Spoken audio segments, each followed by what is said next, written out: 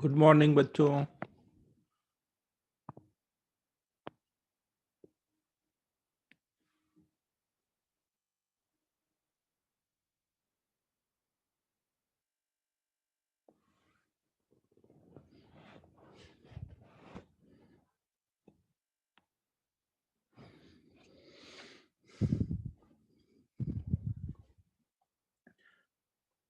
Last time मैंने exercise 2 से homework दिया था और बोला था वो डाउट डिस्कशन, लेकिन क्लास में नहीं करूंगा।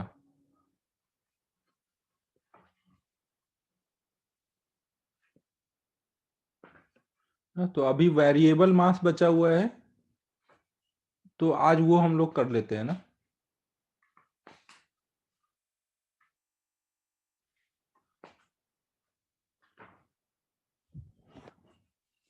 हाँ, और एक लास्ट क्लास में एक प्रॉब्लम दिया था घर से करने के लिए, वो कर लेते हैं। ये वाला ट्राई किया सभी ने? कोई m1 मास आ रहा था और m2 मास से वो टकरा करके फिर ऐसे कुछ एंगल पे जा रहा था। तो ये जो एंगल होगा,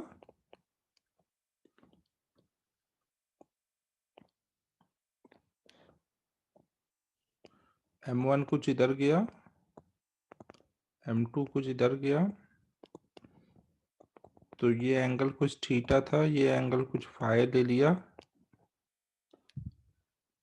तो साइन थीटा की मैक्सिमम वैल्यू जो होगी वो m1/m2 होगी ना। साइन थीटा m1/m2 होगा या उससे कम होगा? मतलब साइन थीटा की मैक्सिमम वैल्यू m1/m2।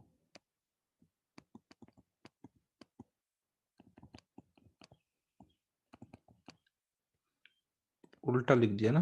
बड़ा वाला मास हमेशा नीचे होगा ना, क्योंकि साइन थीटा 1 से कम होता है ना।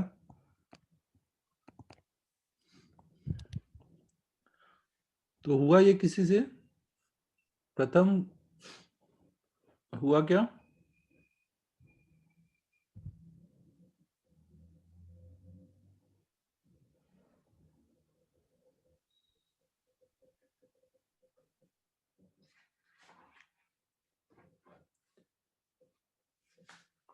सलोनी, अब ये वाला कर लेने दे, फिर इन टेक्स्ट का वो वाला डाउट देख लूंगा।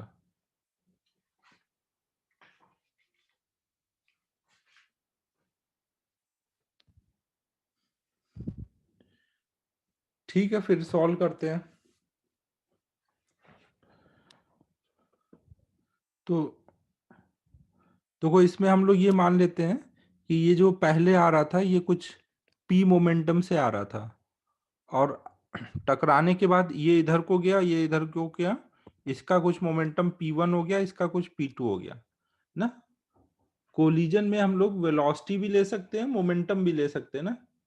m इंटू वी, मान लिया कुछ मोमेंटम है तो उसको हमने p लिख दिया है। और यहाँ पे बोल दिया गया था इलास्टिक कोलिजन हो रहा है ना। इलास्टिक कोलिजन में जो मैक्सिमम डिफ्लेक्शन आएगा m1 पार्टिकल में, वो कितना हो रहा होगा? m2/m1। ये इलास्टिक कोलिजन था यहाँ पर।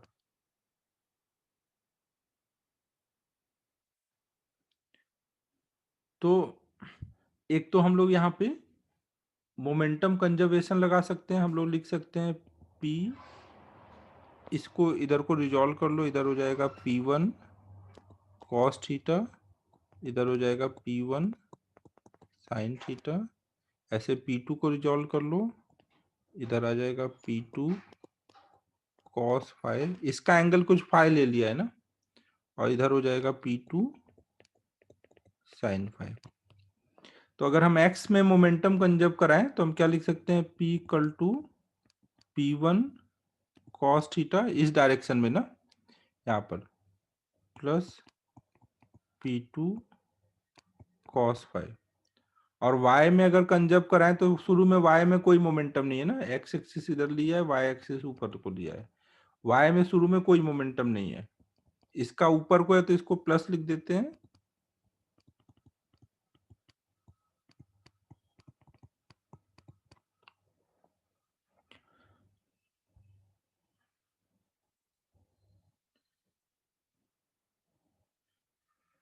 ठीक है, यहाँ तक क्लियर है सभी को?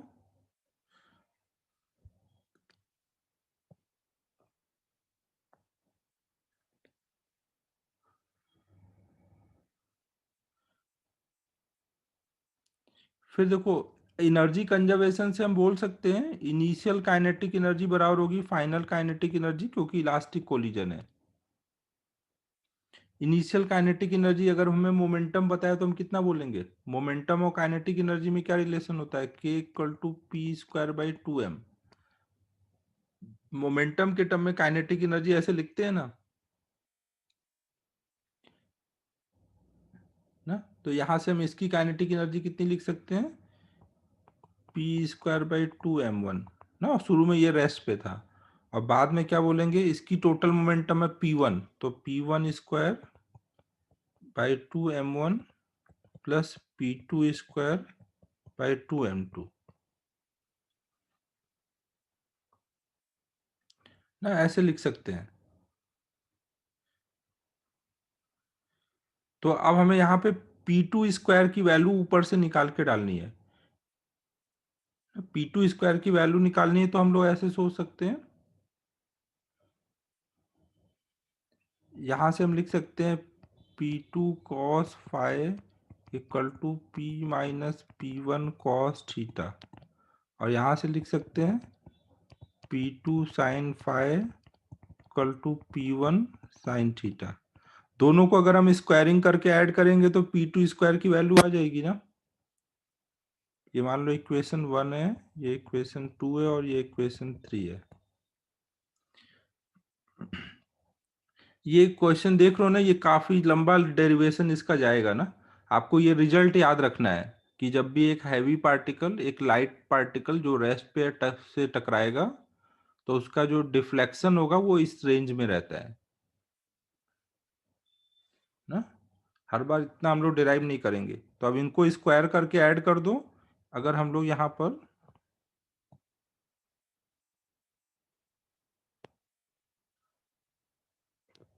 इक्वेशन 1 का स्क्वायर करें और इक्वेशन 2 का स्क्वायर करें और ऐड कर दें, p2 square cos square five और p2 square sine square five, इधर क्या आ जाएगा p2 स्क्वायर इक्वल टू इसका स्क्वायर करोगे तो क्या आ जाएगा p square plus p1 square minus 2p cos theta plus यहाँ पे p1,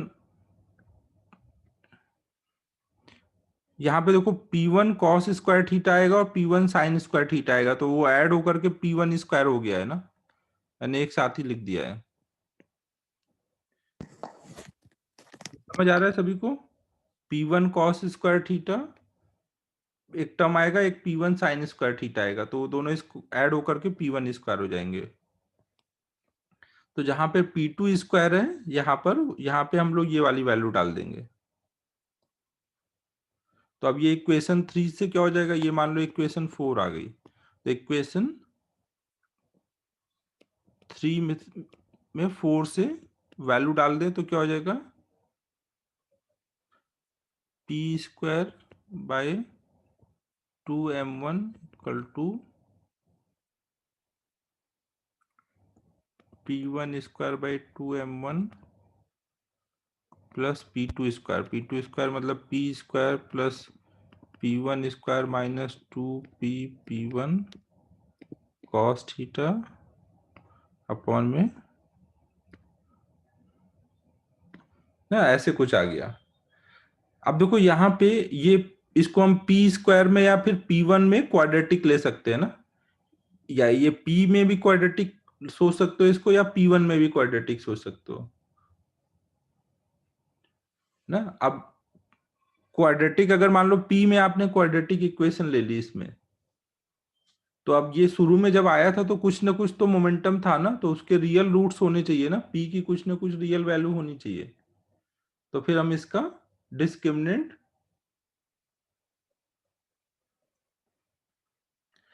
टकराने में तो यहाँ p की वैल्यू कुछ भी पॉसिबल है ना, तो उस हिसाब से इसके रूट्स होने चाहिए, तो बस हम वहां पर d greater than equal to 0 कर देंगे। तो p वाले टर्म पहले एक साथ कर लो, p वाले टर्म सब एक साथ करोगे तो क्या आ जाएगा, p स्क्वायर, यहाँ पे 2 नीचे से हर जगह से कट जाएगा, p स्क्वायर का टर्म सब एक साथ करोगे तो यहाँ आ जाएगा 1/m1 माइनस 1/m2, फिर p वाला टर्म ले आओ इस साइड में तो हो जाएगा plus 2p1 cos theta upon में m2 इंटू पी, और आ जाएगा माइनस में p1 स्क्वायर कॉमन कर दो। ये हमने क्वाड्रेटिक इक्वेशन लिख दी p के टर्म में, इस सबको इधर लेके आ गए। देखो थोड़ा लेंदी दिख रहा होगा बट ज्यादा कोई कॉन्सेप्ट है नहीं। मोमेंटम कंजर्वेशन लगाना है एक्स में वाई में, और वैल्यू उठा के काइनेटिक एनर्जी वाले में डाल देना है, तो उससे क्वाड्रेटिक बन जाएगा ना। अब इस क्वाड्रेटिक इक्वेशन के रूट्स कब ग्रेटर देन जीरो, रूट्स कब मिलेंगे जब B square minus 4ac greater than equal to zero हो रहा होगा। बी मतलब कौन सा टर्म, ये वाला term 2p1 cos theta upon में m2 का स्क्वायर माइनस 4a मतलब सी मतलब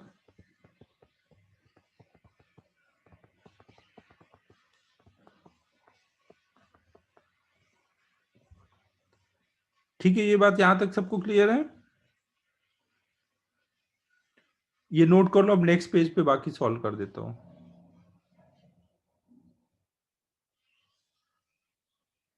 नोट कर लो, अब 2 स्टेप और बचा है, 1-2 स्टेप कर देता हूं पूरा।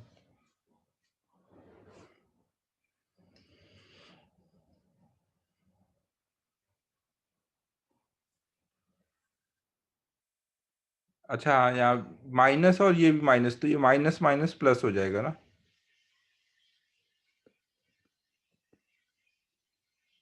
यहाँ पे माइनस लगा दिया, माइनस माइनस प्लस हो जाएगा।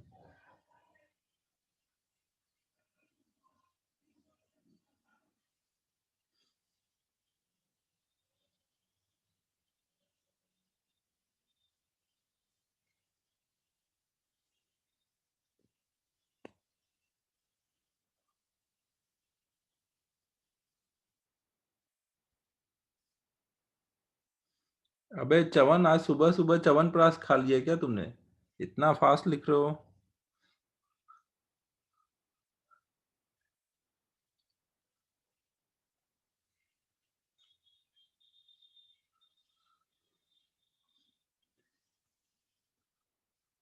देखो बाकी बच्चे अभी 2 मिनट 3 मिनट कर रहे हैं। कल्पेश को देखो, कल्पेश अभी लिख ही रहा होगा।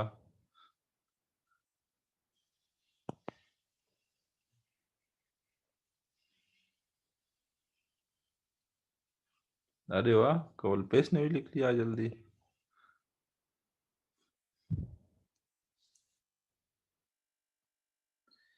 नहीं रजत, आज तो हम लोग वेरिएबल मास सिस्टम ही कंप्लीट कर पाएंगे। एक्सरसाइज 1 का डिस्कशन तो लगभग हो ही गया है, जो थोड़ा बहुत बचा होगा वो कर दूंगा डिस्कस। एक्सरसाइज 1 का तो साथ साथ ही हुआ गया है ना।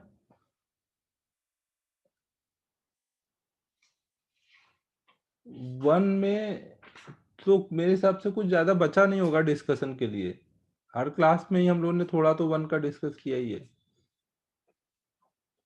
कल कर लेंगे जो भी बचा होगा, कल कर लेंगे, फिर अगला चैप्टर भी शुरू कर दूंगा। तो अब देखो ये वाला टर्म क्या हो जाएगा,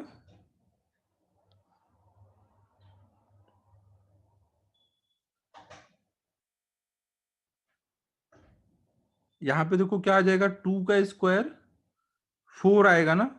पहले ये लिख देता हूँ अगले पेज पे, 2p1 cos theta by m2 था m1 था m2 का स्क्वायर माइनस 4, यहाँ माइनस माइनस प्लस हो जाएगा ना,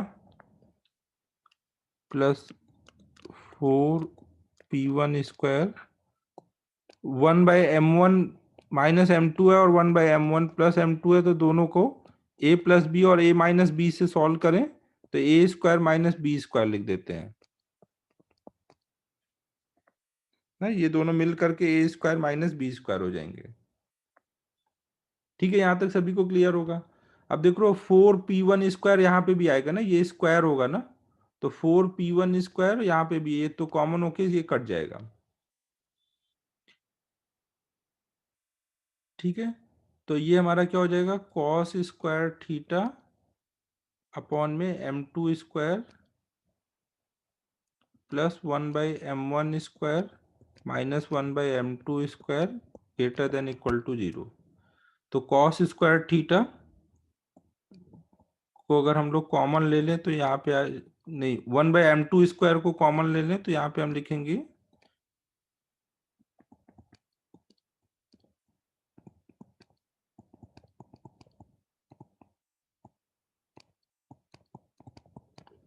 अब इसको हम लिख सकते हैं minus sign square theta.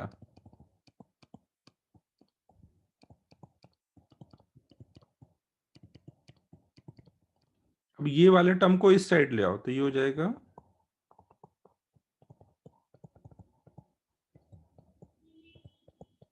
m2 को उधर कर दो तो अब हम इसको लिख सकते हैं sine square theta less than equal to m2 square by m1 square.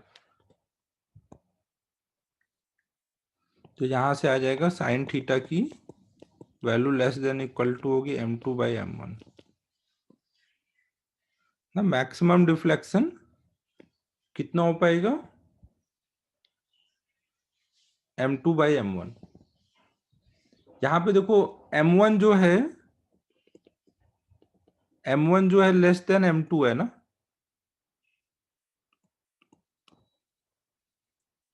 तो ये डिफ्लेक्शन हमेशा क्या हो रहा होगा, ये 1 से कम आ रहा होगा, मतलब 90 डिग्री से कम आएगा ना।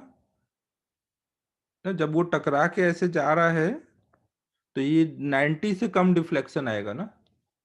अगर m2 टेंडिंग टू m1 हो जाएगा, m2 को बड़ा करते जाओगे तो ये जा करके फिर 90 डिफ्लेक्शन आएगा। तो वो कब हो जाएगा ना, जब m2 टेंडिंग टू m1 हो रहा है। अब ये नोट कर लो।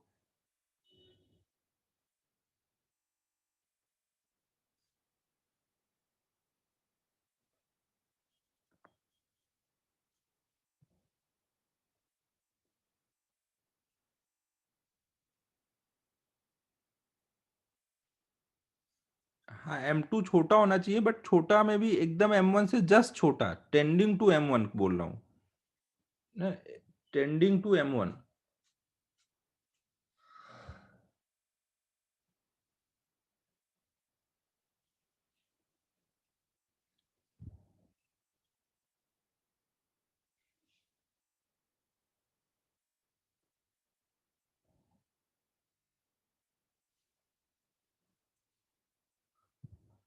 अच्छा सर, अभी मैं देखना रह गया था, मैं देखता हूँ ना। यहाँ पे इस क्वेश्चन में कंडीशन लिख लेना ना कि m2 जो है वो छोटा था और m1 बड़ा था। इस क्वेश्चन में ये कंडीशन गिवन थी।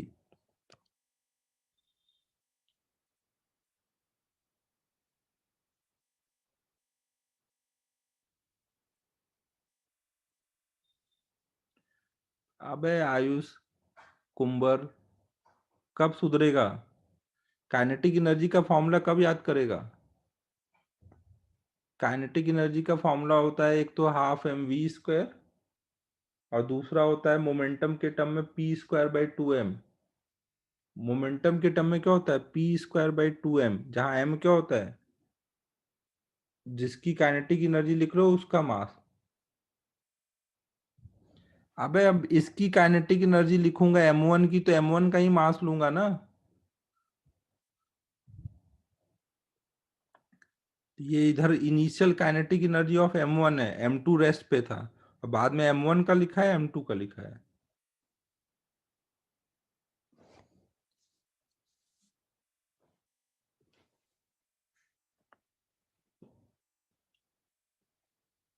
हाँ करो अनम्यूट से। सर वो जो लास्ट क्लास में हमने लास्ट वाला प्रॉब्लम किया था जिसमें सर वो इंक्लाइंड प्लेन वाला, इंक्लाइन प्लेन, अच्छा अच्छा, हाँ बताओ उसमें क्या है। तो उसमें हमने डायरेक्ट ऐसे कोलिजन का किया था, parallel to sorry perpendicular to inclined हाँ हाँ प्लेन। हाँ हाँ।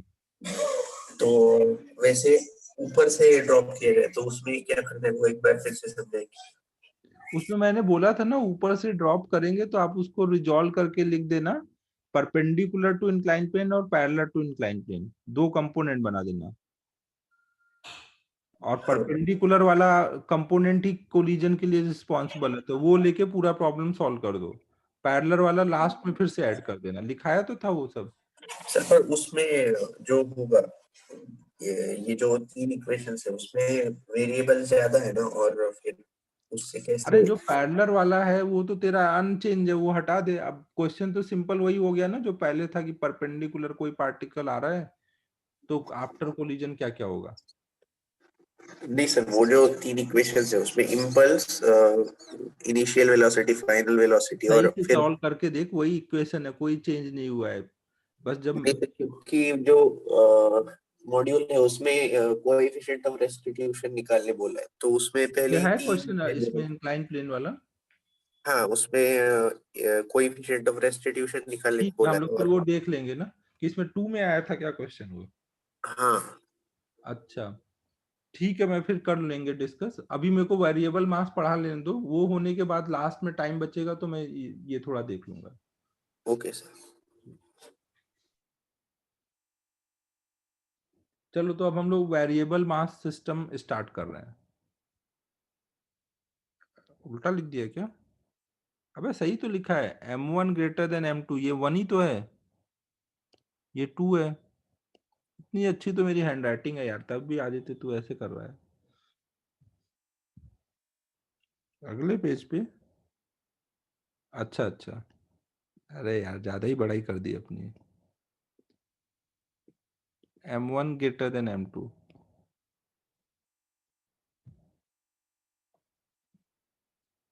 इंटेक्स 4 का 8 देख लो अब।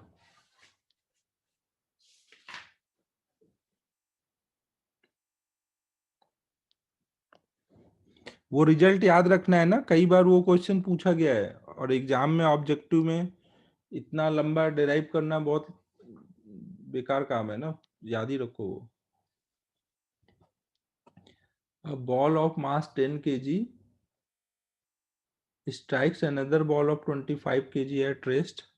ये क्वेश्चन नंबर 8 है और इन टेक्स्ट 4।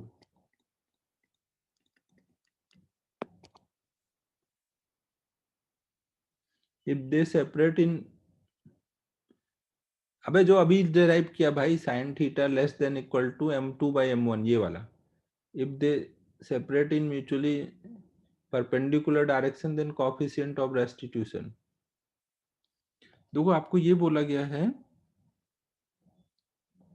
कि एक कोई m1 मास कोई m2 मास से आके टकराता है। m1 की वैल्यू 10 केजी और इसकी 25 केजी है ना, ये ऐसे आके टकराता है।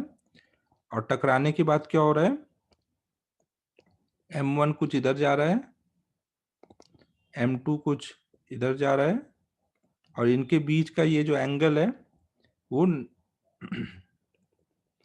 90 डिग्री बन रहा है।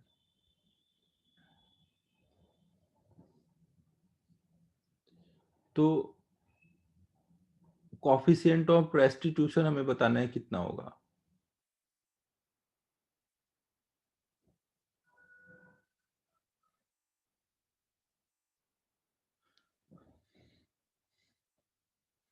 अब 1 मिनट रुकना है इसमें।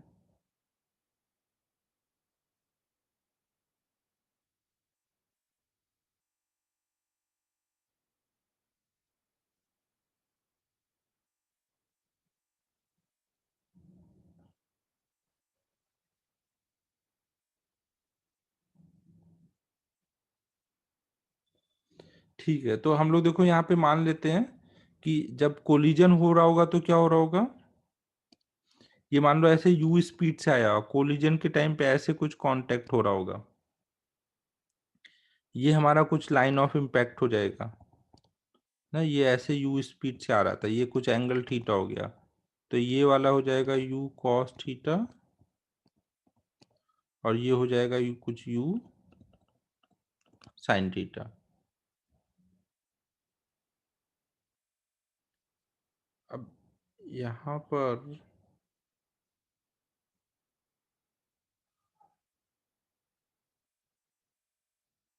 अगर वो परपेंडिकुलर गए हैं तो इसी डायरेक्शन में गया होगा, और ये परपेंडिकुलर तभी होगा जब ये वाला कंपोनेंट रह जाए।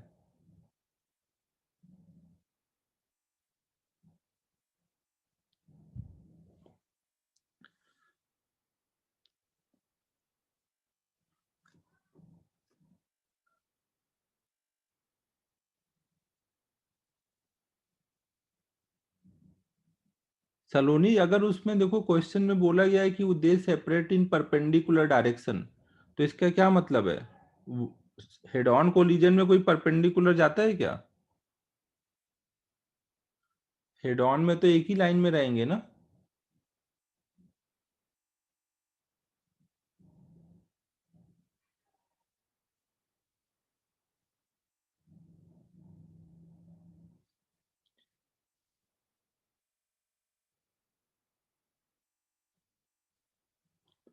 अब इसमें लेकिन कोएफिशिएंट ऑफ रेस्टिट्यूशन जब हम निकालेंगे तो परपेंडिकुलर डायरेक्शन कब पॉसिबल होगा? कि ये वाला कंपोनेंट इसमें आया हो और ये इधर चला गया हो। इसके अलावा और क्या पॉसिबिलिटी हो सकती है? ये इधर को ही चल सकता है कोलिजन में। तो ये तो इंटरचेंज टाइप हो रहा है, बट इंटरचेंज कराने जाऊंगा तो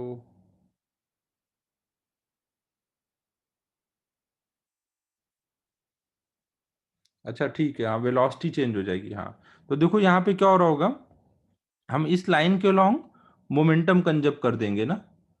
तो जैसे इसकी इधर को वेलोसिटी यू कॉस थीटा थी, ये वाली यू साइन थीटा, तो अगर यहाँ पर परपेंडिकुलर गया तो ये तो इसी लाइन के लॉन्ग गया होगा, आगे वाला पार्टिकल M2, M2 तो इसी लाइन के लॉन्ग गया होगा। तो परपेंडिकुलर कब हो पाएगा? जब M1 इधर को गया हो। मतलब M1 का इधर वाला कंपोनेंट जीरो हो जाना चाहिए ना। मतलब आफ्टर कोलिजन क्या हो रहा होगा, ये वाला इधर को गया होगा कुछ मान लो v2 स्पीड से, और ये वाला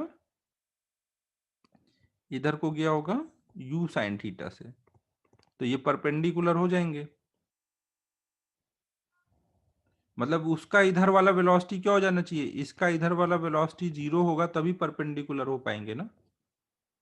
अब इस लाइन के लॉन्ग मोमेंटम कंजर्व कर दो, initial momentum equal to final momentum ना। इस लाइन के लॉन्ग इधर को प्लस लेते हैं, इधर को माइनस। तो इसका m1 का मोमेंटम शुरू में कितना था, m1 into you cos theta, और m2 रेस्ट पे था। बाद में m1 रेस्ट पे आ गया और m2 चलने लग गया। इनकी वैल्यू डाल दो, m1 की वैल्यू कितनी है 10,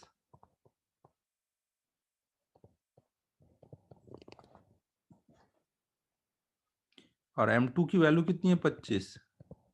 तो v2 आ गया 10/25 यू कॉस थीटा ना, ये v2 आ गया।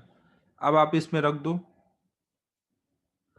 बाद में दूर जाने का रेट कितना बोलोगे, न्यूटन्स लॉ ऑफ रेस्टिट्यूशन लगाना है तो दूर जाने का रेट, रेट ऑफ सेपरेशन बराबर होगा ई टाइम्स रेट ऑफ अप्रोच है। तो बाद में v2 हो जाएगा, v2 मतलब ये 10/25 u cos theta equal to E, और शुरू में rate of approach, rate of approach मतलब शुरू में u cos थीटा ना, ये रुका हुआ था, ये आ रहा था। तो u cos थीटा ये कट जा रहा है, e की वैल्यू आ जा रही है 10/25 ना। सबको समझ आया ना क्या क्या हुआ है यहाँ पर?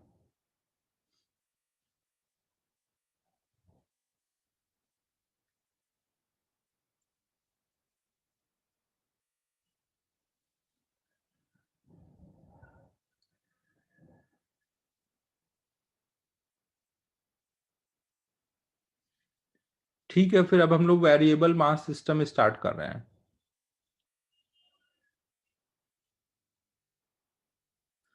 सलोनी, हम लोग मोमेंटम किधर भी यहाँ कंजर्व कर सकते हैं ना। दो पार्टिकल का अगर सिस्टम है, बाहर से कोई फोर्स नहीं लग रहा है,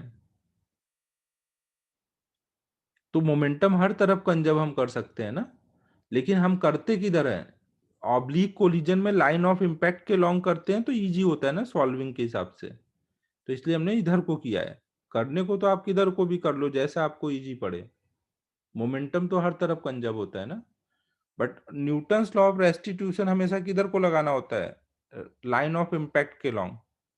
तो ये लगाने के लिए तो आपको रिजॉल्व करना ही पड़ेगा इधर को, तो फिर बेटर है इधर को ही सॉल्व करो ना।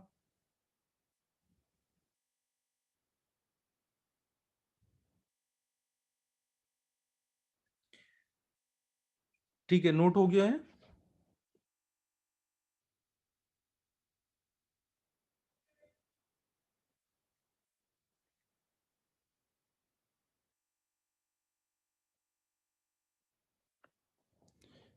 अब हम लोग नेक्स्ट देख रहे हैं, वेरिएबल मास सिस्टम।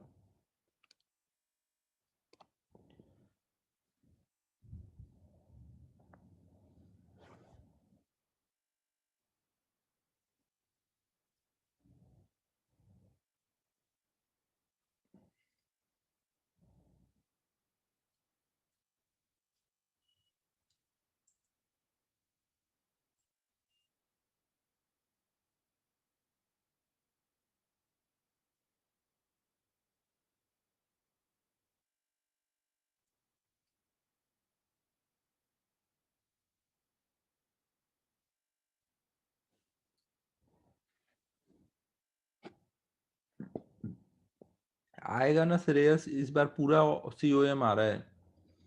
कोलिजन तो इजी है यार, उसमें क्या टेंशन है।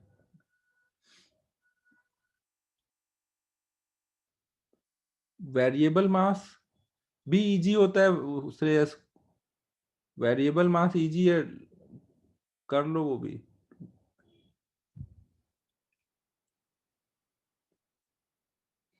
देखते हैं पढ़ाने के बाद अगर तुम लोग को लगेगा। वैसे वेरिएबल मास डालेंगे भी तो बहुत सिंपल ही डालेंगे।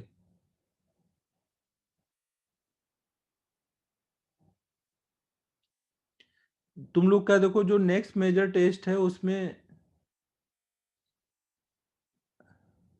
हाँ रजत, वो मैंने पढ़ा है ना, इसलिए इजी तो लगेगा ही। वैसे चैप्टर टफ है, थोड़ी तो अपनी बड़ाई कर ही लेता हूँ।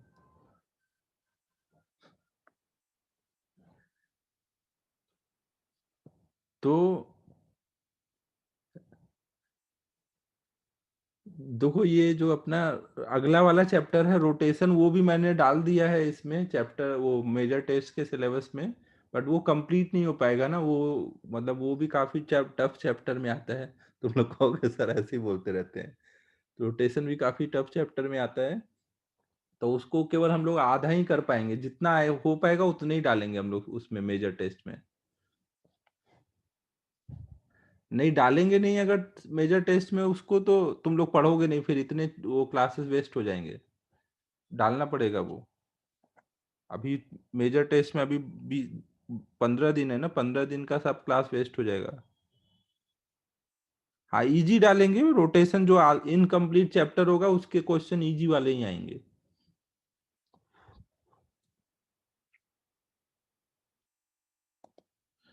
तो चलो अब हम लोग ये वेरिएबल मास सिस्टम स्टार्ट कर रहे हैं।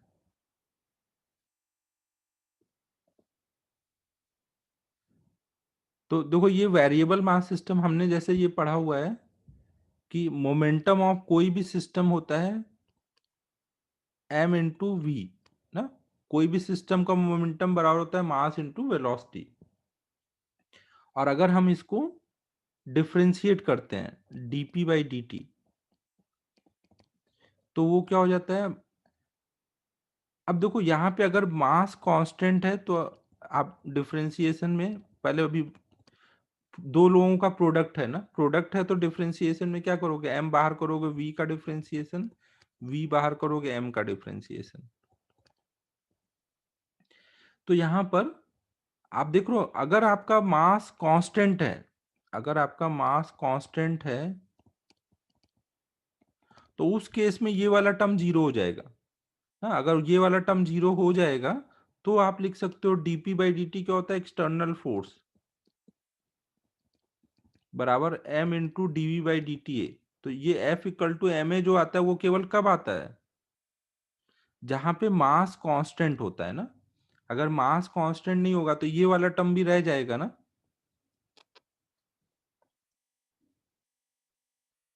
समझ आ रहे हैं। तो अभी हम लोग जो पढ़ने जा रहे हैं वो वेरिएबल मास सिस्टम है। तो वेरिएबल मास सिस्टम में ये वाला टर्म भी अब आएगा, मतलब वहां पे F=ma नहीं वैलिड होता है ना, क्योंकि वहां पर मास चेंज हो रहा है उसके वजह से भी टर्म बनेंगे। तो पहले तो मैं आपको समझाता हूं कि वहां पे कैसे आप फॉर्मूले वगैरह लगाओगे और फिर उस फॉर्मूले को डिराइव करता हूं ना। तो देखो जहां पे भी मास वेरिएबल होगा ना, वहां पे आप प्रॉब्लम सॉल्विंग के लिए हमेशा क्या करोगे, एक तो आपका एफ एक्सटर्नल लगेगा प्लस वहां पे एक थ्रस्ट फोर्स लगेगा ना। वहां पे ये जो टर्म का रिजल्ट आएगा उसको हम इधर ले जाकर के इसमें ही ऐड कर देते हैं एक्सटर्नल के साइड में ना। डायरेक्शन वगैरह हम अलग से देख लेंगे। तो जहां पे भी मास वेरिएबल होता है वहां पे हमें एक तो एक्सटर्नल फोर्स लगाने पड़ते हैं, जो पहले जैसे आपने यहाँ पे लगाते थे एक्सटर्नल फोर्स, वो अब भी वैसे ही लोगे, प्लस थ्रस्ट फोर्स एक नया टर्म वहां पे लोगे, और वो सब बराबर करोगे जिस इंस्टेंट पे ये लगा रहे हो उस इंस्टेंट का मास इनटू एक्सेलरेशन। वेरिएबल मास में बस आपका अब ये चेंज आ जाएगा। पहले आप जहाँ केवल F external equal to M A करते थे, आप समझ लो ना ये वाला टर्म इधर ही है, इस वाले टर्म का रिजल्ट हमने इधर कर दिया है, तो वो उधर जाके डायरेक्शन के साथ उसको हमने ऐड किया है। वो जो भी टर्म आएगा हमने बाद में उसको देखेंगे वो क्या बन रहा है ना, इधर को केवल ये रखा हुआ है ना। तो जहां पे मास वेरिएबल होगा वहां पे आप क्या फॉर्मूला लगाओगे, F equal to M A नहीं, F plus F thrust equal to M A ना। एफ मतलब एफ एक्सटर्नल, जो भी सिस्टम में एक्सटर्नल फोर्स होंगे वो, प्लस एक एफ थ्रस्ट। अब नेक्स्ट आता है कि एफ थ्रस्ट की वैल्यू कितनी होती है और डायरेक्शन किधर होता है ना। तो पहले मैं बता रहा हूँ कि एफ थ्रस्ट की वैल्यू कितनी होती है, डायरेक्शन किधर होता है, फिर मैं डिराइव कर दूंगा ना। लेकिन आपको ये रिजल्ट जो मैं बता रहा हूँ वो सब याद रखना है ना, हर बार हम डिराइव नहीं कर सकते इतना। देखो एफ थ्रस्ट की वैल्यू हमेशा आप कैसे लिखोगे, मैं मैग्नीट्यूड लिख रहा हूं ना, जिस भी रेट से मास चेंज हो रहा है ना, जिस भी रेट से मास चेंज हो रहा है डीएम बाई डी टी, वो यहाँ पे अगर मास वेरी कर रहा है तो टाइम के साथ मास चेंज हो रहा होगा ना, तो सिस्टम के मास का डिफरेंशिएशन कर दो, वो क्या हो जाएगा, rate of change of mass into जिस रेट से मास चेंज हो रहा है, तो वो मास या तो बाहर जा रहा होगा या मास सिस्टम में अंदर आ रहा होगा। तो किस रेट से वो सिस्टम से मास बाहर जा रहा है या अंदर आ रहा है, वो वैल्यू रिलेटिव स्पीड, इसका प्रोडक्ट करना रहेगा यहाँ पे। अब मैं एक एक टर्म का मतलब समझाता हूँ ना। डीएम बाई डी टी क्या है, rate of change of mass ना। यू रिलेटिव क्या है, रिलेटिव स्पीड with which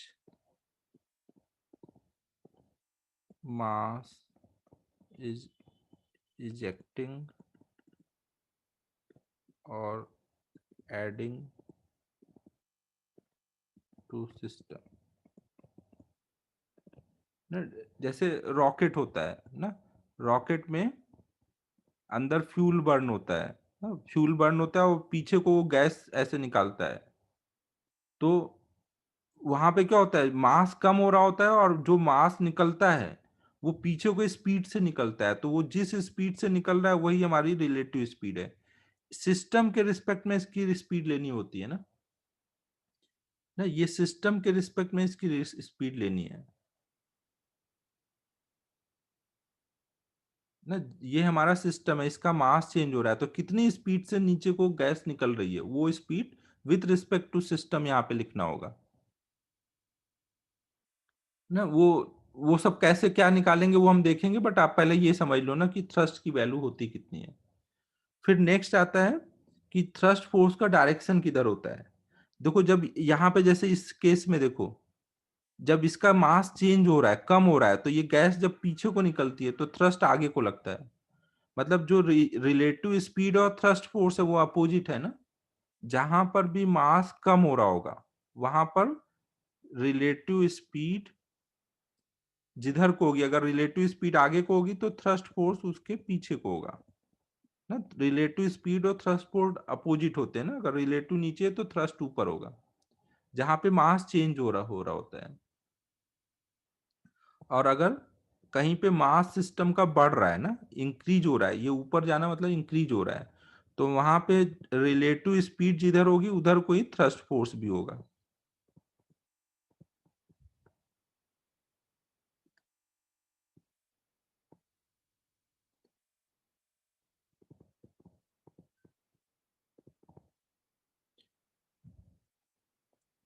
अगर कोई मास, मान लो इसमें कोई मास आ आकर के रॉकेट में नीचे से ऐड होने लग जाए, तो वो पीछे से आके जब ऐड होगा, तो अगर वो ऊपर के डायरेक्शन में आ रहा है तो ऊपर कोई इस पे फोर्स भी लगाएगा। अभी सब बताऊंगा, एग्जाम्पल वगैरह डेरिवेशन सब बताऊंगा।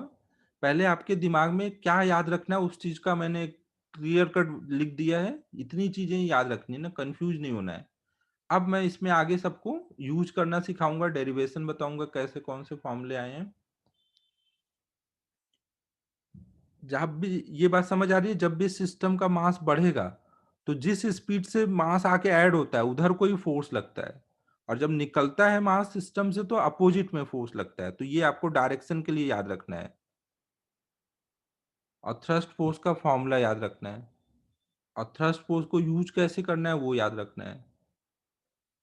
अब हम लोग आते हैं ये डेरिवेशन कैसे आता है रिलेटिव स्पीड इंटू dm/dt पर। पहले ये नोट कर लो, फिर डेरिवेशन देख लेते हैं, फिर इनको यूज करना समझते हैं।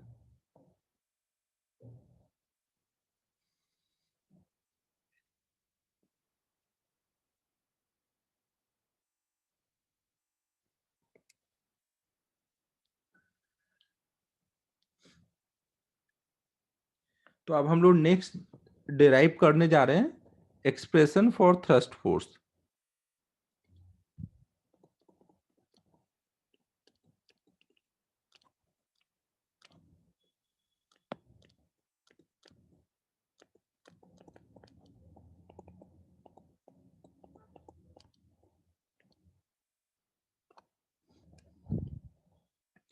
तो देखो एक्सप्रेशन फॉर थ्रस्ट फोर्स,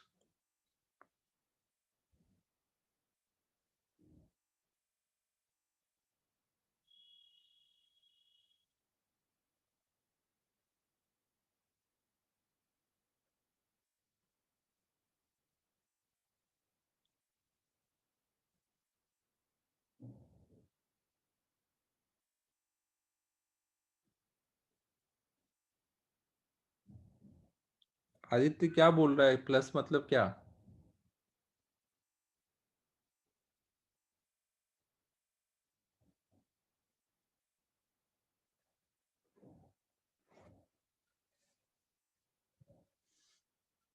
सलोनी जल्दी लिख भाई, अभी बहुत पढ़ाना है इसमें, आज खत्म करने का था मेरा ये।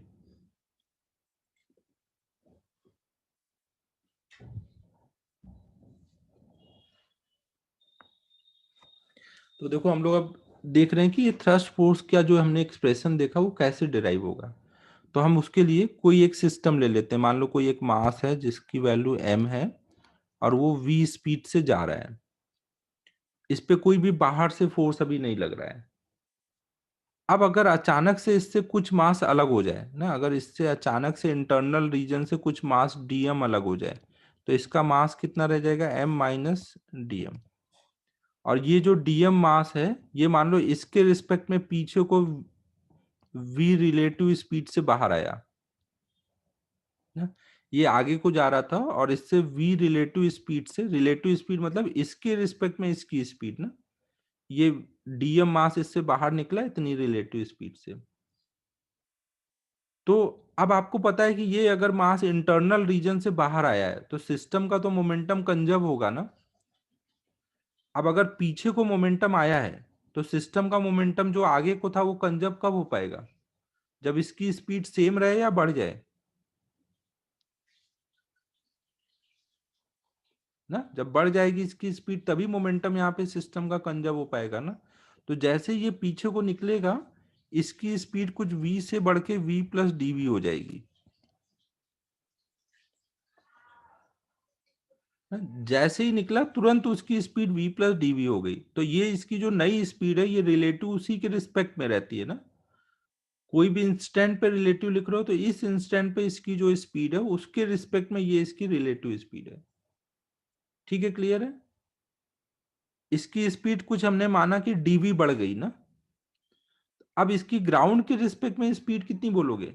अगर ये इसके रिस्पेक्ट में इतने स्पीड से निकला है, लेकिन जिससे निकला वो खुद इधर को जा रहा है, तो उसकी स्पीड भी इसमें कैरी हो जाएगी ना।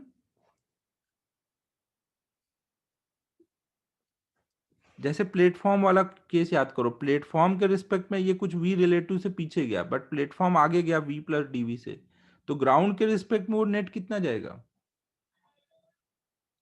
ग्राउंड के रिस्पेक्ट में डीएम की स्पीड अगर आप देखोगे तो वो कितनी होगी? v relative minus v plus D V. इस डायरेक्शन में जो स्पीड है उसमें से इतनी कम कर दोगे ना।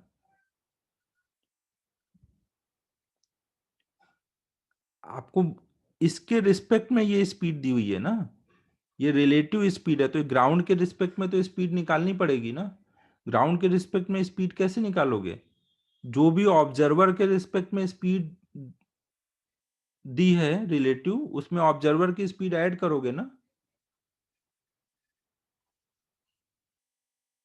हाँ, ये तो रिलेटिव टू एम है, ये रिलेटिव टू एम निकला, लेकिन जैसे वो रिलेटिव टू एम निकलेगा उसी इंस्टेंट पे ये भी चेंज हो जाएगा ना, ये बाद में नहीं चेंज होगा, तभी चेंज होगा ना। श्रेयस देखो, वैसे तो इससे कोई फर्क नहीं पड़ेगा, यहाँ पे लेना वी ही है, लेकिन जो चीज सही है मैं वही बताऊंगा ना, यहाँ पे वी प्लस डीवी ही होना चाहिए। सॉल्विंग में तो बाद में ये डीवी नहीं रहेगा ना, लेकिन जैसे वो ट्रेन पे, वो कार पे कोई चीज जंप करता था, याद करो, जैसे कार से आप जंप करते थे, ये वैसे ही है, एक तरह से इसने इस मास से जंप कर दिया इधर को, तो ये जो बचा हुआ ये जो कार है ये आगे को चला गया, और ये कार के रिस्पेक्ट में स्पीड है, तो ग्राउंड के रिस्पेक्ट में स्पीड कितनी हो जाएगी?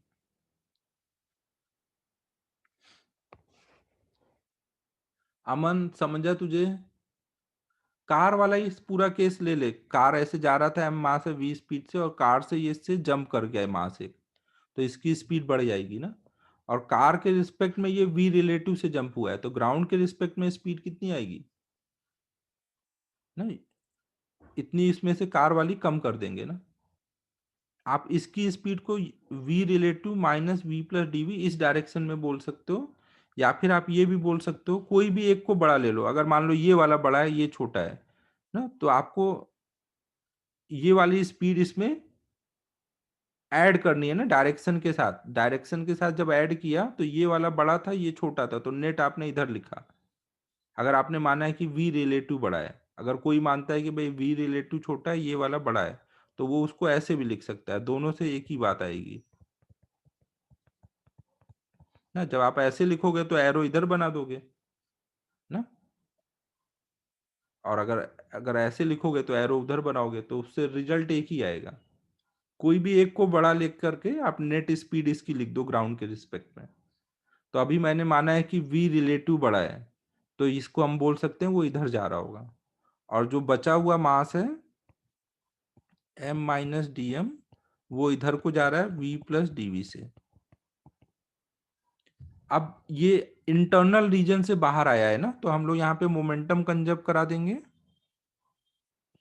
Initial momentum of system equal to final momentum of system ना, इधर को प्लस लिखते हैं इधर को माइनस। मोमेंटम में ध्यान रखना, सिस्टम का मोमेंटम कंजर्व कराते हैं, अगर हमने m मास का मोमेंटम लिखा है शुरू में, तो बाद में भी m मास का ही मोमेंटम लिखेंगे ना, बाद में m माइनस डीएम मास का मोमेंटम नहीं लिखेंगे, पूरे m मास का मतलब पूरे का इतने का। तो शुरू में मोमेंटम कितना है पूरे m मास का, इधर को m इंटू वी, और बाद में कितना हो जाएगा, ये इधर को जा रहा है तो इसको लिखेंगे m minus D M into V plus D V ना, ये इधर को हुआ, और इसका मोमेंटम इधर है ना, तो इसको माइनस में लिखेंगे, तो ये हो जाएगा माइनस में D M V relative minus V plus D V ना। कोई अगर इधर को लेता तो वो इसको लेता और प्लस में लिखता, वो वही चीज है, माइनस को अंदर कर दोगे तो यहाँ प्लस हो जाएगा, ये इधर से इधर आ जाएगा, तो एक्सप्रेशन में कोई चेंज नहीं आएगा ना। ठीक है, यहां तक क्लियर है सभी को?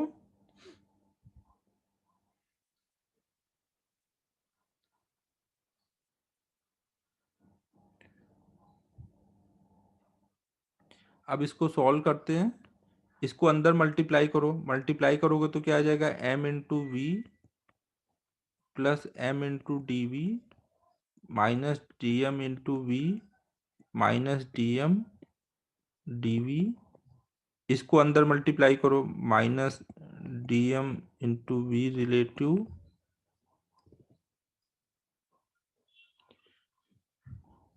अब चवन। कार वाला केस ले ना, कार मान ले m मास का है, v स्पीड से जा रहा है, फिर कार से एक अंदर से एक मास इधर को जंप कर जाता है, कार के रिस्पेक्ट में ये स्पीड दी है, तो ग्राउंड के रिस्पेक्ट में उसकी स्पीड कुछ इतनी हो गई है, और कार की स्पीड बढ़ के v प्लस डी वी हो गई है, फिर मोमेंटम कंजर्व कर दिया है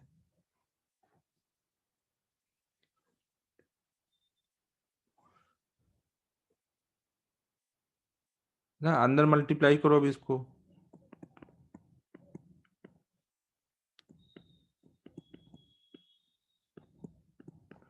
ठीक है, यहां तक सबको क्लियर है। तो ये देखो डी एम डी वी ये दोनों कट गए, माइनस डी एम वी ये भी कट गया, m इंटू वी इधर भी है इधर भी है, तो ये इससे कट गया, तो हमारा आ गया m into D V equal to D M into V relative है, ये टर्म आ गया। अब अगर हम दोनों साइड में dt से डिवाइड कर दें, हाँ ना, यहाँ पे हम लिख देंगे D V by D T equal to D M by D T into V relative. तो आप देख रहे हो m into D V by D T को आप क्या बोल सकते हो, D V by D T मतलब उसका एक्सेलरेशन, और ये कब का, इस इंस्टेंट का, जिस इंस्टेंट पे मास निकल रहा है उस इंस्टेंट पे, ये बराबर होगा उस टाइम पर D M by D T into V relative. तो इसको हमने एक नाम दे दिया कि ये कोई एक फोर्स है, एफ थ्रस्ट ना। अभी डायरेक्शन सब अलग से देख लिया, यहाँ पे एरो नहीं लगाते हैं ना। तो यहाँ पे देखो अभी एक्सटर्नल फोर्स नहीं था, तो एफ थ्रस्ट ये वाले टर्म को हमने एक फोर्स का नाम दे दिया, तो एफ थ्रस्ट की वैल्यू हमने बोल दी कि भाई है D M by D T into V relative. Relative speed किसके रिस्पेक्ट में, जिस मास से निकल रहा है उसके रिस्पेक्ट में रिलेटिव स्पीड। यहाँ पे अभी एफ एक्सटर्नल जीरो था ना, ये केवल इंटरनल रीजन से मास बाहर आया था, कोई फोर्स नहीं लगा रहे थे, तो वहां पे हमारा क्या आया, F thrust equal to M into A. जब एफ एक्सटर्नल भी आ जाएगा तो वहां पे वो भी ऐड होकर के बराबर एम इंटू ए हो जाएगा।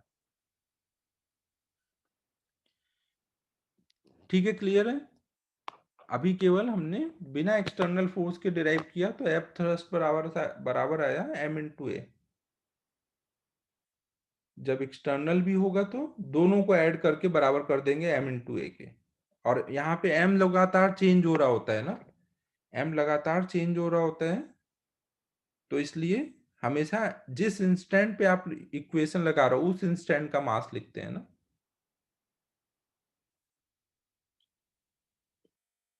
नोट कर लो इसको अब। और अभी देख लो, ये जब इधर को लिख रहा, रिलेटिव स्पीड इधर है तो फोर्स इधर को लग रहा है ना, इसका तभी ये वेलोसिटी बढ़ेगा ना। v से v प्लस डी वी हो रहा है, मतलब इस पे फोर्स इधर को लग रहा है।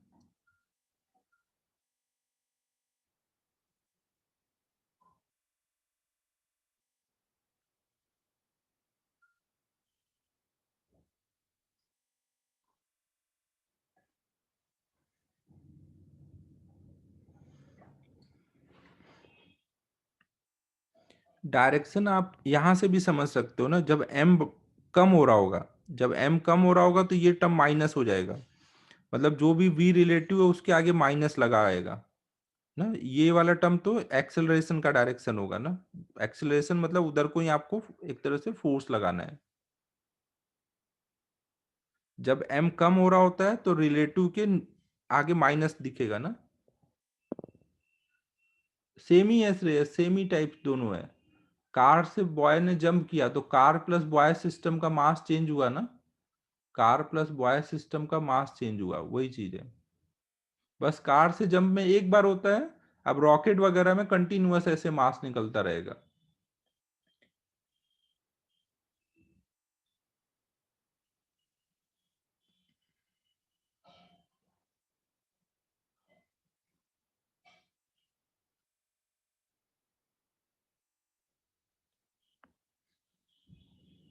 अगर सिस्टम का मास बढ़ रहा होगा तो ये टर्म प्लस में आएगा, तो v रिलेटिव के आगे प्लस साइन होगा, मतलब फोर्स का डायरेक्शन और v रिलेटिव का डायरेक्शन सेम होगा।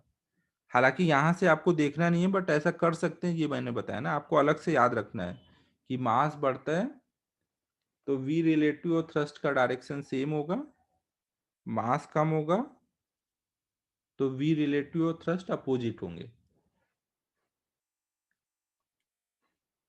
ठीक है, अब इन पे कुछ प्रॉब्लम कर लेते हैं। तो जैसे कि एक सिंपल सा प्रॉब्लम करते हैं पहले। मान लो एक गन है जिससे m मास की बुलेट्स निकल रही हैं विथ मजल वेलोसिटी u, और अगर पर सेकेंड n बुलेट्स निकल रहे हैं, तो हमें बताना है कि हमें कितने फोर्स से इसको पकड़ के रखना पड़ेगा कि ये पीछे को ना जाए। u यहाँ पे मजल वेलोसिटी है,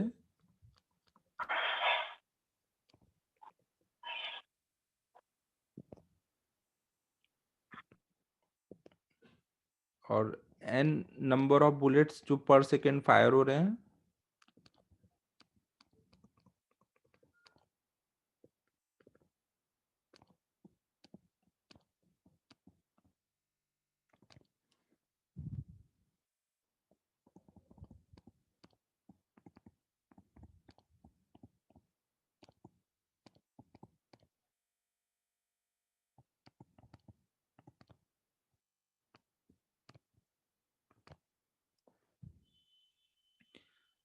तो आप देखो यहाँ पे क्या क्या करोगे, जब इधर से बुलेट्स निकल रहे हैं तो इस सिस्टम का मास क्या होता जा रहा है। यहाँ पे गन से जब बुलेट्स निकलेंगे तो गन प्लस ये पूरे गन का मास क्या होता जा रहा होगा, रिड्यूस हो रहा है ना। अब बुलेट्स इधर को निकल रहे हैं, मजल वेलोसिटी मतलब गन के रिस्पेक्ट में वेलोसिटी है, तो रिलेटिव स्पीड आपको दी है, रिलेटिव स्पीड इधर है तो फोर्स किधर लगेगा, मास कम हो रहा है तो पीछे को लगेगा ना, जिधर यू होगा उसके अपोजिट। तो यहाँ पर जो हमारा गन होगा उस पे पीछे को थ्रस्ट फोर्स लग रहा है।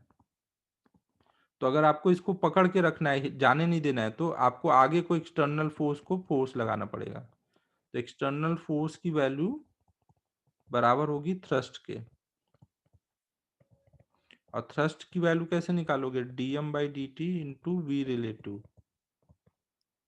dm/dt, अगर एक सेकेंड में n बुलेट निकले तो एक सेकेंड में कितना मास निकला, nm, तो मास में कितने का चेंज आया, nm का चेंज आया ना, पर सेकेंड कितना सिस्टम का मास चेंज हो गया, nm, और कितनी स्पीड से निकला है u, तो यही यहाँ पे थ्रस्ट फोर्स हो जाएगा। समझ आया सभी को।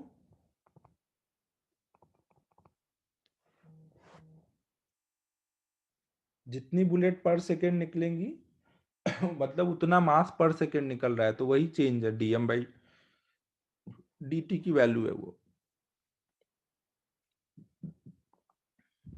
नोट कर लो इसको।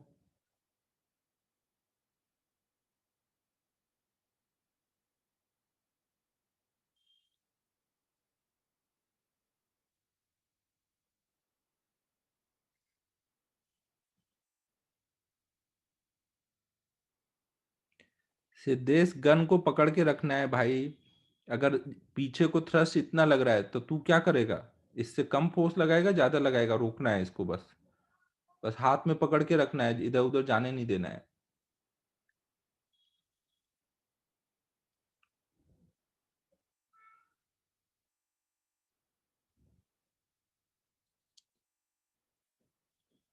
ये रात का ही खाया होगा इसने च्यवनप्राश, सुबह तक इफेक्ट था 9 बजे तक, अब इफेक्ट कम होने लगा है इसका इफेक्ट।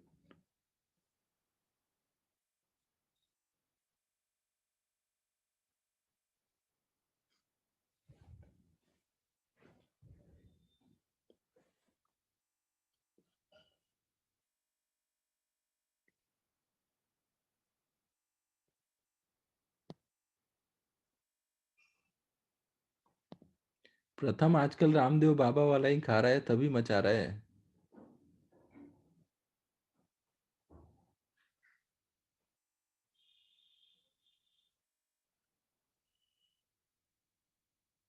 अचानक से नहीं देख रहे हो, प्रथम में चेंज आ गया, एकदम धड़ाधड़ आंसर कर रहा है। तो यही राज है इसका, रामदेव बाबा का। च्यवनप्राश खा रहा है, योगा कर रहा है।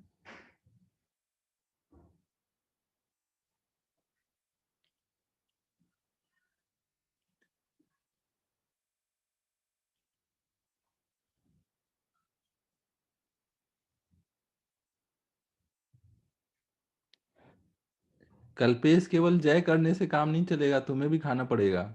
बहुत स्लो लिखते हो तुम।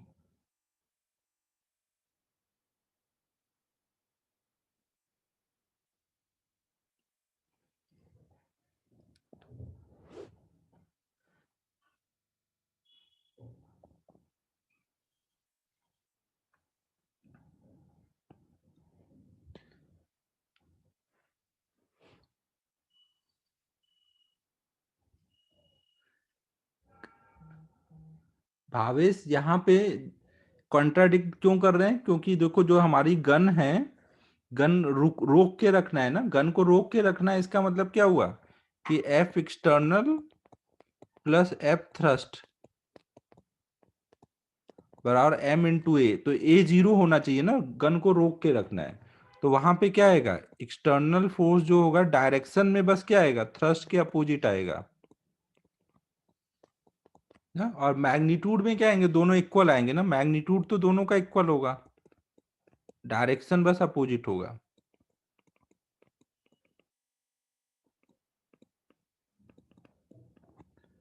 तो हम लोगों ने देखो वही लिखा है ना, देखो यहाँ डायरेक्शन अपोजिट लिखा है और मैग्नीट्यूड इक्वल किया है।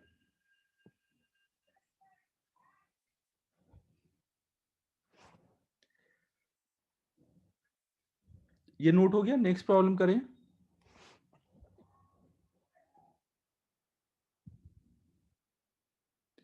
भावेश, वहां पे हमने एक्सटर्नल फोर्स के बिना सॉल्व किया था ना। एक्सटर्नल फोर्स आ जाएगा तो वो भी एक्सेलरेशन बढ़ाएगा, और थ्रस्ट फोर्स भी बढ़ा रहा है, तो दोनों मिल के बढ़ाएंगे। तो दोनों ऐड कर दिया है डायरेक्शन के साथ। अगर थ्रस्ट भी बढ़ा रहा है, एफ एक्सटर्नल भी बढ़ा रहा है, तो दोनों ऐड हो जाएंगे। अगर स- कम कर रहे हैं तो सब्ट्रैक्ट हो जाएंगे। तो डायरेक्शन के साथ ऐड कर दिया है।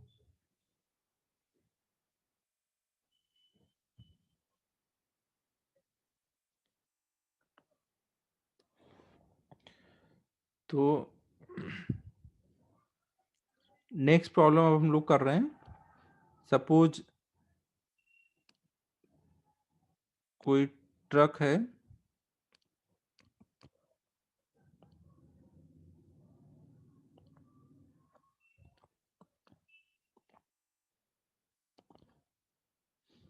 ये कोई ट्रक ले लिया हमने, इस पे ऊपर से कहीं से सैंड गिर रहा है कंटिन्यूअस।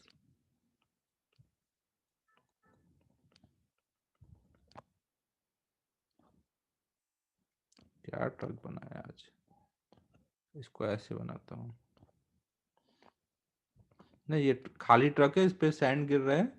सैंड के गिरने का रेट जो है म्यू केजी पर सेकेंड है ना, पर सेकेंड यहाँ पे म्यू केजी सैंड ट्रक पे गिरता जा रहा है। ट्रक था वो शुरू में रेस्ट पे था, और ट्रक बहुत लंबा है। इस बात की टेंशन नहीं लेनी है कि बाद में ट्रक निकल जाएगा, सैंड बाहर गिरेगा। ट्रक बहुत लंबा है, ट्रक पे ही गिरता रहेगा। तो ये वाला पार्ट हटा देता हूँ। ट्रक बहुत लंबा है। ट्रक का मास एम था जब वो एम्प्टी था ना, कोई जब सैंड नहीं आया था, तब उसका मास कुछ एम था।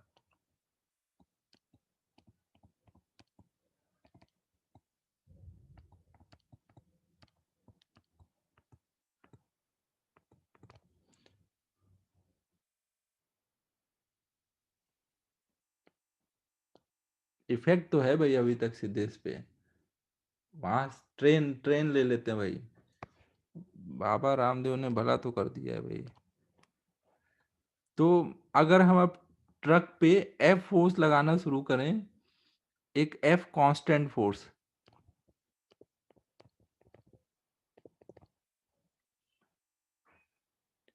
तो हमें बताना है कि कोई टाइम टी पर इस ट्रक की, मतलब ट्रेन की वेलोसिटी क्या हो जाएगी और उसका एक्सेलरेशन क्या होगा। इनिशियली जो ट्रेन था वो रेस्ट पे था, इनिशियल वेलोसिटी जीरो है। तो हमें बताना है find velocity and acceleration at any time t.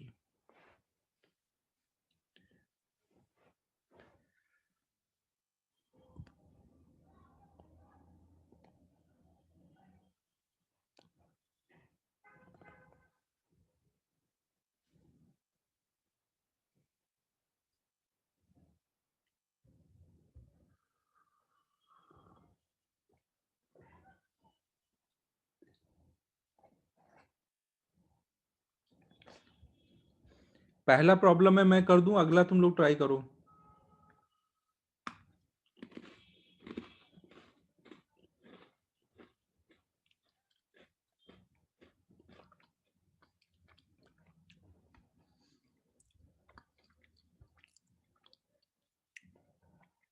देखो यहाँ पे हाइट का कोई रोल नहीं है ना,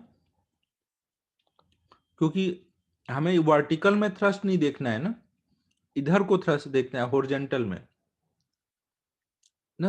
रोड स्मूथ है, कोई फ्रिक्शन नहीं है। वर्टिकल में हाइट बढ़ने से बस वर्टिकल थ्रस्ट बढ़ेगा ना, उससे मतलब नहीं है। हमें वेलोसिटी चाहिए, एक्सेलरेशन चाहिए, तो हॉरिजॉन्टल देखना है।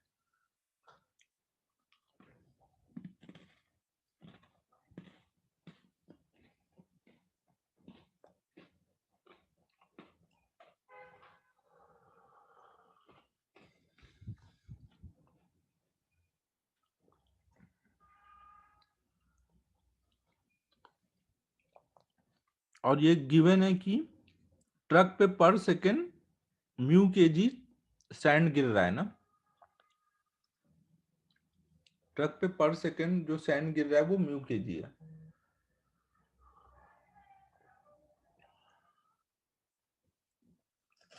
सोचो सर, आयु अच्छे से सोचो।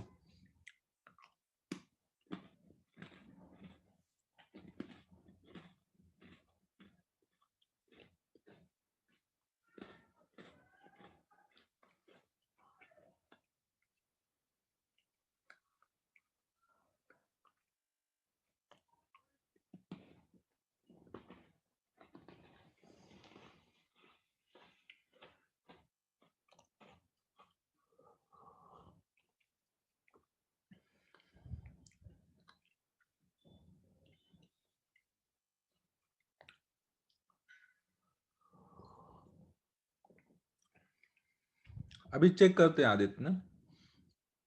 श्रेयस, ये तो तूने कुछ किया ही नहीं, फोर्स अपॉन मास कर दिया केवल। जिंदगी इतनी आसान नहीं है श्रेयस।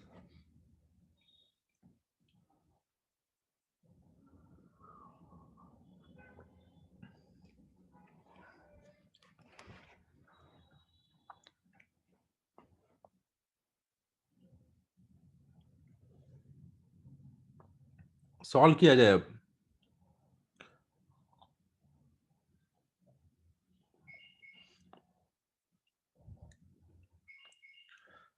करो जल्दी, 1 मिनट में करते हैं।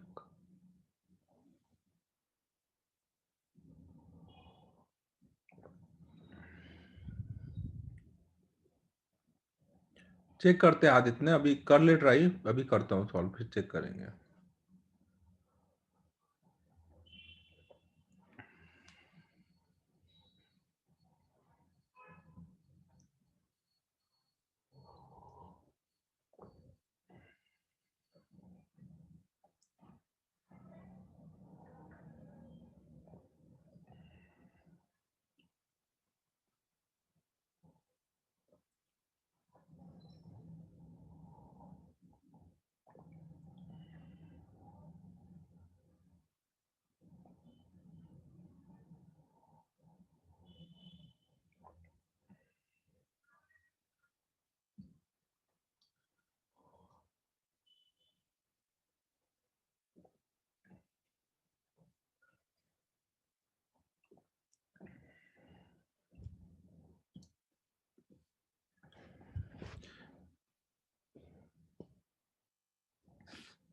चलो अब करते हैं सॉल्व। देखो इसमें हम मान लेते हैं कि जब हम इसको आगे को फोर्स से पुल कर रहे हैं तो कोई टाइम टी पे इसकी वेलोसिटी कुछ v आ चुकी है। जो हमारा ये ट्रेन है उसकी हमने मान ली कि कोई टाइम पर कुछ वेलोसिटी v हो चुकी है। अब अगर इसकी वेलोसिटी v हो चुकी है और इस पे कोई सैंड ऐसे ऊपर से आ रहा है, तो मान लो कोई dm मास सैंड का आया, dm मास जब सैंड का इस पे आके गिरा तो वो वर्टिकली गिर रहा है ना, उसकी हॉरिजॉन्टल वेलोसिटी इस सैंड की कितनी है? 0 है ना। सैंड की हॉरिजॉन्टल वेलोसिटी 0 है और ट्रेन की हॉरिजॉन्टल वेलोसिटी v है, तो ट्रेन के रिस्पेक्ट में सैंड की वेलोसिटी कितनी हुई? ट्रेन के रिस्पेक्ट में सैंड की वेलोसिटी रिलेटिव v हुई, और किधर को? अपोजिट में, इसके रिस्पेक्ट में सैंड इधर को जा रहा है ना। और यहाँ पे सिस्टम का मास क्या हो रहा है? बढ़ रहा है, कम हो रहा है? सिस्टम का मास यहाँ क्या हो रहा है? बढ़ रहा है ना। अगर सिस्टम का मास बढ़ता है तो थ्रस्ट फोर्स जो होगा वो और v रिलेटिव एक ही डायरेक्शन में होंगे ना। तो यहाँ पे v रिलेटिव अगर पीछे को है तो थ्रस्ट भी किधर लगेगा? ये बात समझ आई? यहाँ पे रिलेटिव स्पीड क्या है? ट्रेन के रिस्पेक्ट में ये पीछे जा रहा है, तो थ्रस्ट भी पीछे को ही लगता दिखेगा ना। समझो ना, जब ये सैंड गिर रहा है तो वो उसको आगे जाने वाली जो वेलोसिटी उसको कम कर रहा है ना। इसके गिरने के वजह से वेलोसिटी बढ़ नहीं रही है ना, वो कम कर रहा है, थ्रस्ट पीछे को लग रहा है। अब आप कोई भी टाइम के लिए इक्वेशन लिखो, इस पे पीछे को थ्रस्ट लग रहा है, आगे को F लग रहा है कांस्टेंट फोर्स, तो हम ये लगाएंगे F external plus F thrust बराबर उस टाइम का मास इनटू एक्सेलरेशन ना। अब इसको सबको साइन के साथ डाल दो, इधर वाले को प्लस लेते हैं, इधर वाले को माइनस। कैपिटल F प्लस में है, थ्रस्ट माइनस में है, और थ्रस्ट की वैल्यू कितनी होगी? dm/dt की वैल्यू म्यू है, रिलेटिव स्पीड कितनी है? v।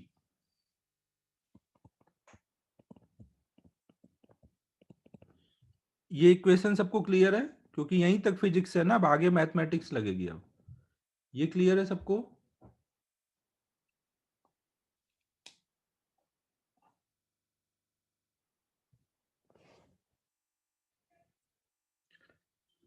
अब इसको सॉल्व कर लेते हैं। हमें v चाहिए as a function of time, तो हम क्या लिख देंगे? v वाला टर्म इधर कर देंगे।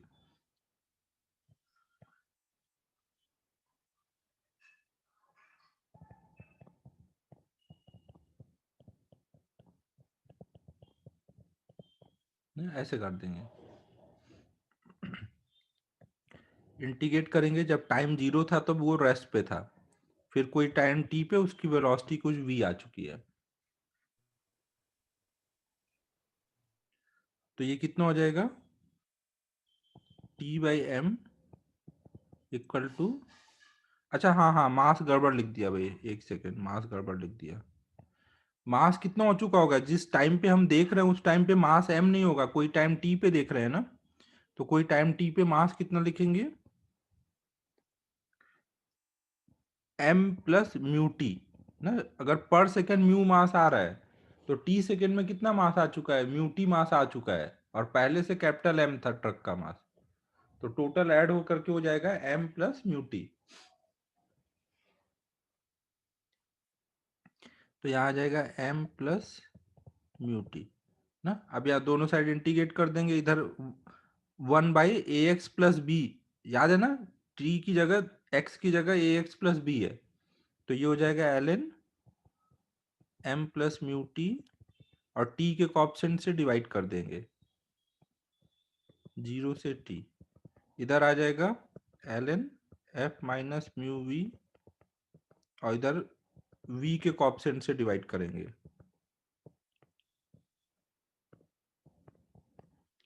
ना। तो यहाँ पे म्यू दोनों साइड से कट जाएगा।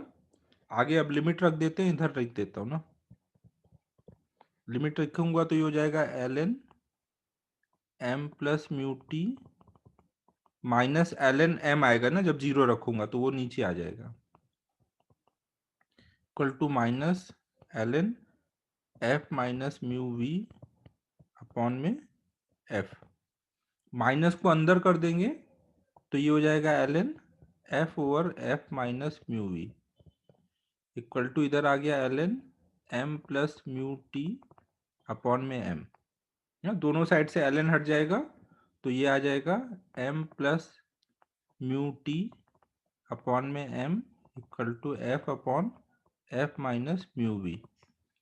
यहाँ तक नोट कर लो। अब इससे v का टर्म निकाल लेंगे, v चाहिए था हमें, ये नोट करो पहले यहाँ तक।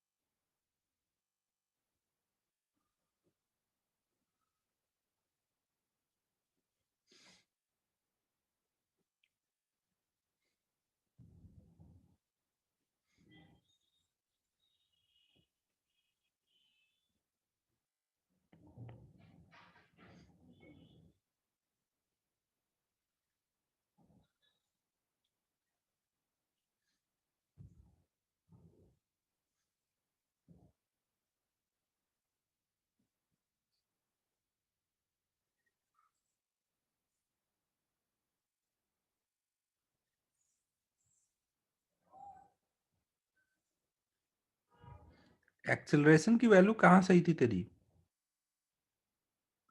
यहाँ पे देखना, ये a है ना, यहाँ पे तूने केवल f अपॉन में m प्लस म्यू टी किया था, ये वाला टर्म सब्ट्रैक्ट भी तो होगा mu V, a equal to इसको नीचे ले आएगा इधर,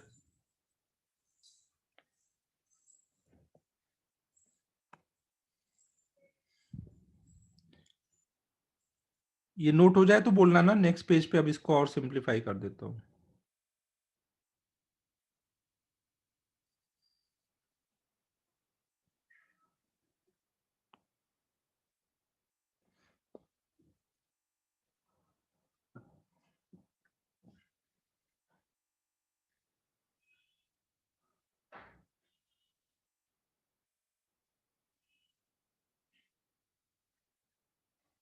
तो ये हो जा रहा है हमारा m plus mu T upon में m equal to f over f minus mu V, यही आया ना।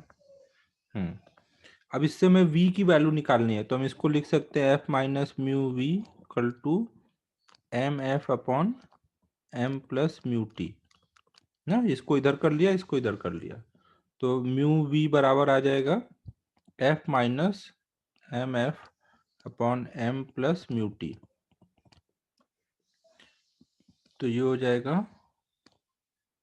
एफ कॉमन कर लेंगे, 1 minus M upon M plus mu T, तो ये हो जाएगा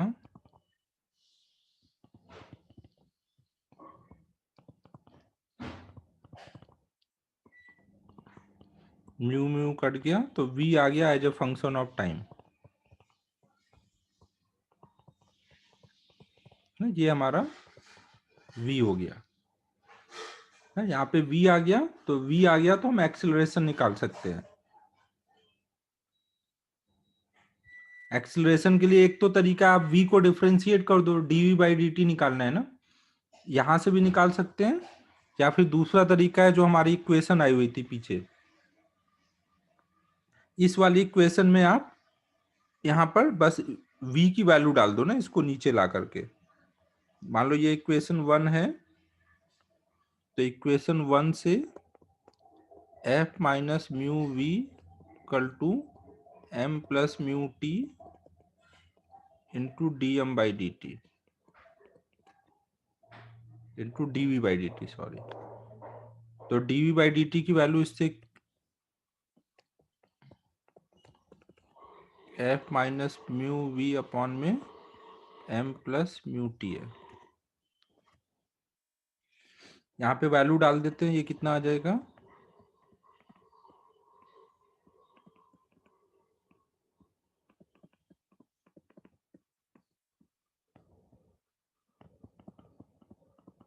ना, या आप सीधे डिफ्रेंशिएट भी कर सकते हो ना, ज्यादा दिमाग नहीं लगाने का, डिफ्रेंशिएट भी कर सकते हो। कौन सा वाला सेकेंड स्टेप, ये वाला बोल रही है क्या,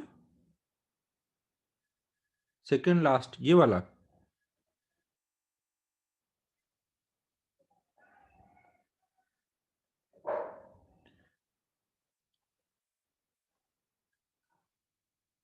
सलोनी तू भी अब वो च्यवनप्राश से स्टार्ट कर, बेसिक एडवांस मैथमेटिक्स पे फंसने लग गई तू भी। ये देख ना, ये देख, एफ यहाँ से कॉमन कर ले, ये एफ कॉमन करेगी तो ये आ जाएगा। फिर एलसीएम ले, एम प्लस म्यूटी इधर आएगा, एम सब्ट्रैक्ट होगा तो क्या बचेगा, ऊपर केवल म्यूटी बचेगा ना, नीचे एम प्लस म्यूटी रहेगा।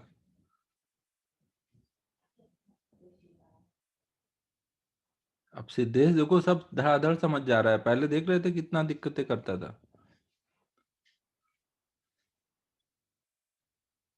सिद्धेश कुछ तो कर रहा है, तू बता नहीं रहा है सच्चाई, नहीं तो अब तक में तू 4 डाउट पूछ लेता है इतने स्टेप में, कुछ तो चेंज हुआ है।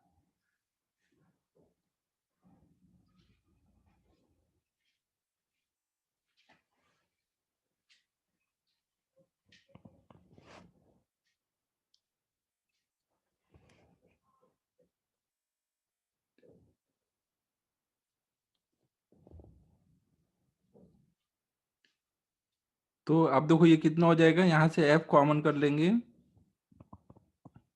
तो हो जाएगा 1 minus mu T over M plus mu T upon,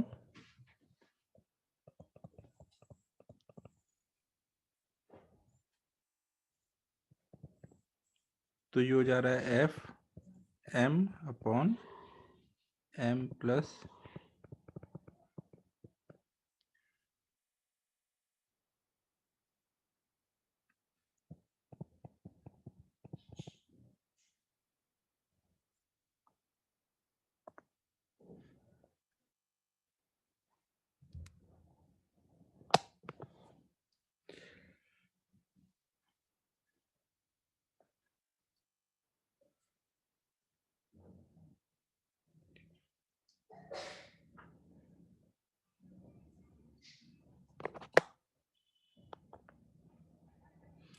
सीधे डिफरेंशिएट कर देते तो भी यही रिजल्ट आता ना, वो फास्ट भी हो जाता, बट दोनों तरह से कर सकते इसलिए मैंने ऐसे भी सॉल्व कर दिया।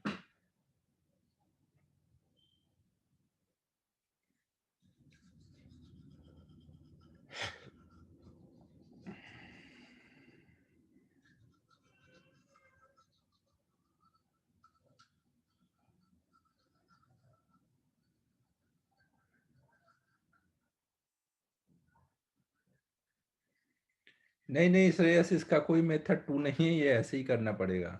वेरिएबल मास सिस्टम में आपको थोड़ा सॉल्विंग करनी पड़ जाती है, वो पूरा वही इंटीग्रेशन वगैरह रहता है उसमें। हाँ तो नंबर भी ज्यादा आएंगे, ऐसे क्वेश्चन आएंगे तो आपको 4 to 6 मार्क्स मिल जाएंगे इसमें।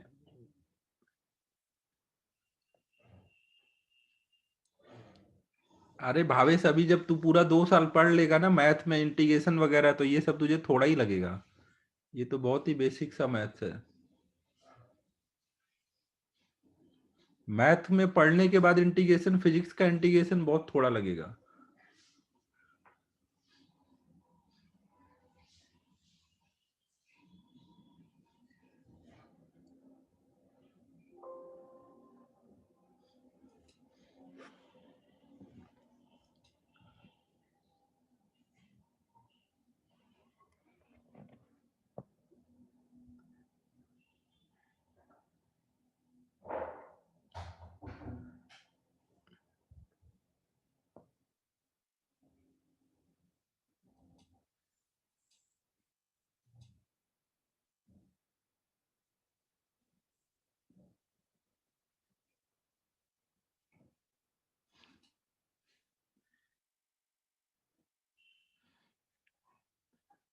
सरायु क्या बोलना चाह रही है?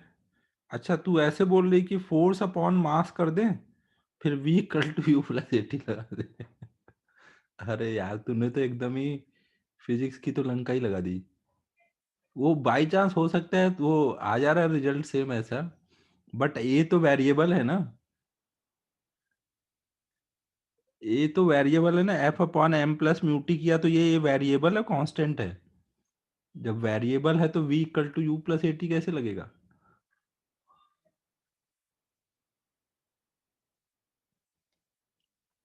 देखो, इसमें कोई जुगाड़ नहीं सोचो तुम लोग, ये करना ही पड़ता है। अभी मैं 2-3 क्वेश्चन और करवाऊंगा तो तुम्हारी प्रैक्टिस हो जाएगी, फिर जल्दी जल्दी करने लग जाओगे। अब आज तो टाइम हो गया है, आज बस ये सब अच्छे से रिवाइज कर लेना। नेक्स्ट क्लास में थोड़ा और प्रैक्टिस करा दूंगा तो फिर आसान लगने रहेगा। होमवर्क में अभी एक्सरसाइज 2 कंप्लीट करो। थोड़ा इसमें देखता हूँ अगर कोई एग्जाम्पल वगैरह देने का है तो।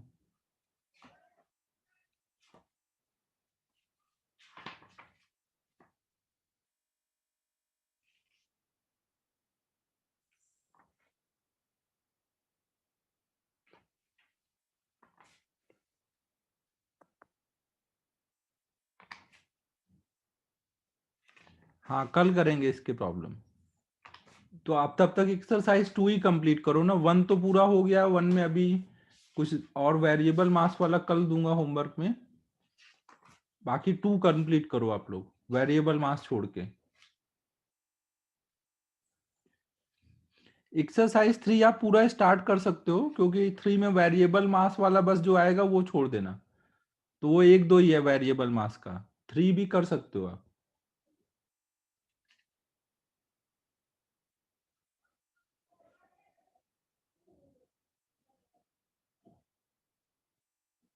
कौन सा V नॉट फर्स्ट इक्वेशन के बाद? ये वाली फर्स्ट इक्वेशन के बाद।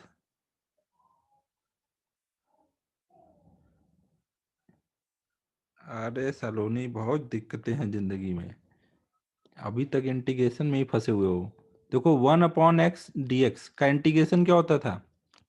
ln x ना। फिर अगर हमारा आ जाता था x की जगह 1/ax प्लस बी, जहाँ a और b कांस्टेंट है ना। अगर a और b कांस्टेंट ऐसा आता था तो इसको हम मन की आंखों से देखते थे, ये x दिखता था। तो 1/x का इंटीग्रेशन क्या लिखते थे? ln x।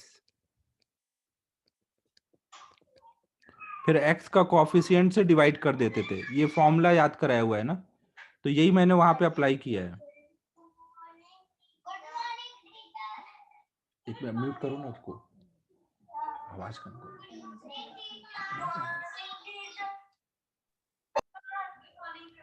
हाँ, करो अनम्यूट,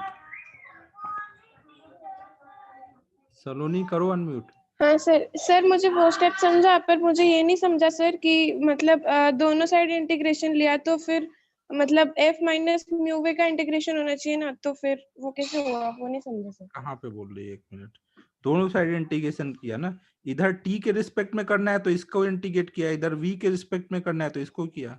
तो ऐसे अलग अलग वेरिएबल के रिस्पेक्ट में मतलब इंटीग्रेशन किया क्या? हमेशा 2 साइड होंगे ना, 2 साइड में अगर दोनों साइड इंटीग्रेशन का सिंबल है तो दोनों साइड होगा इंटीग्रेशन ना। इधर dt है तो मतलब t का के रिस्पेक्ट में इधर हो रहा है, इधर dv है तो मतलब इधर v के रिस्पेक्ट में हो रहा है। अच्छा हाँ, मतलब वो dt को ऊपर भेजा और फिर उसके रिस्पेक्ट में इंटीग्रेशन किया। हाँ सर समझा सर। dt को ऊपर नहीं, ये 1/x मतलब है, 1/ax प्लस b लिखा है। तो सर वो m प्लस म्यू टी को m और म्यू लेफ्ट। तो कांस्टेंट है, ये एक तरह हाँ से ax प्लस b लिखा है, ये ax प्लस b ना हाँ ऐसे। सर, हाँ सर समझ गए। जैसे ये है ना, तो यहाँ पर ऐसे m plus mu T into D T, तो इसका मतलब हुआ 1/म्यू टी प्लस m ना। अब ऐसे ही टाइप ये लिखा हुआ है। हाँ सर नाला समझा सर, भाई। Thank you sir.